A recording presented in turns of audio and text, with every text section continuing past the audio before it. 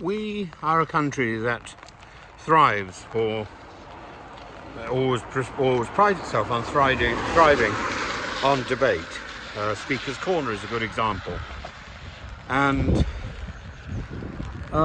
there's three brief events which worry me, where the police were involved in arresting or threatening to arrest individuals. The first one, of course, is Tommy Robinson. I don't agree with almost anything Tommy Robinson says, but I watched the footage that Maya Tusi took, and there was nothing that Tommy Robinson did on the day, in the Remembrance Day, that caused an affray, and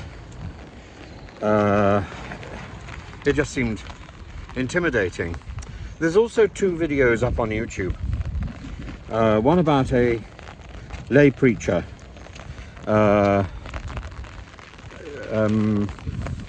quoting John, God so loved the world that he sent his only son into the world to save sinners. And he was being threatened with arrest because his speech apparently was homophobic. I don't see anything homophobic in quoting, certainly from that bit of the Bible. There's only I think six verses in the New Testament, 6 verses in the Old Testament, which could possibly be construed as homophobic. And in fact, I've dealt with all 12 of those verses in a video.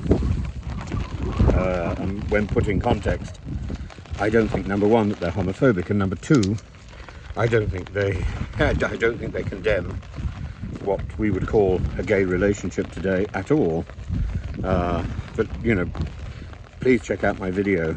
I think it's under the name of Gay, What Would God Say? And it's in 3 parts. It's quite lengthy.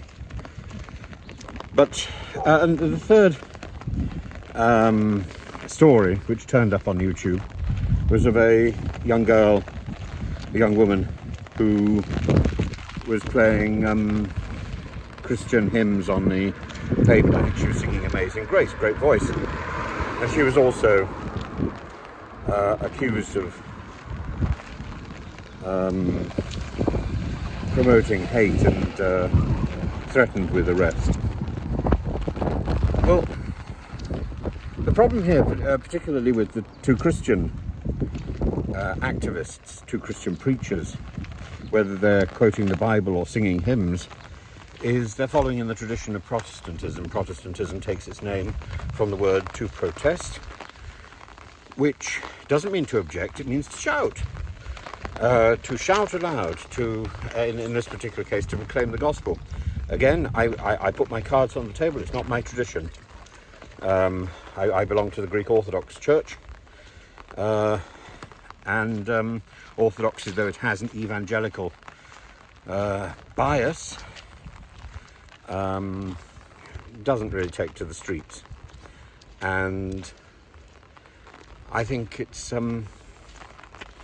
I think this is very disturbing. Britain is supposed to be not only a Christian country but a Protestant country, and the King takes an oath of office to uphold the traditions of the Anglican Church, which are Protestant, even despite the fact that there's an Anglo-Catholic wing of the church.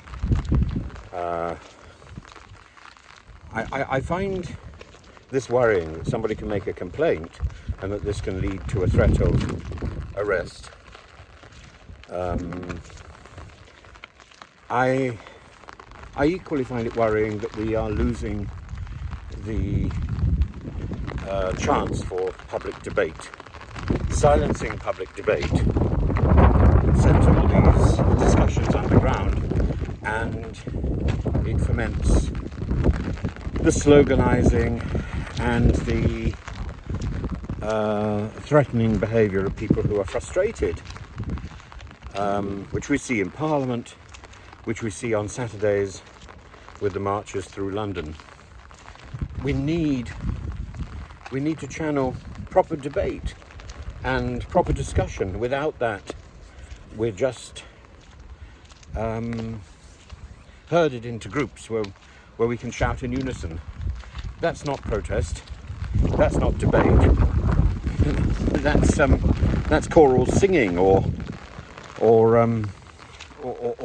some sort of square bashing. We aren't part of an army yet. We're part of a united kingdom, and in order to be united, we need to engage in conversation. We need to engage, we need to listen to each other, and we need to speak out. The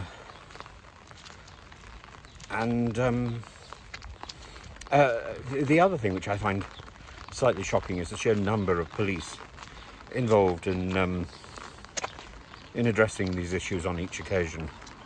It seems out of proportion to the alleged offence.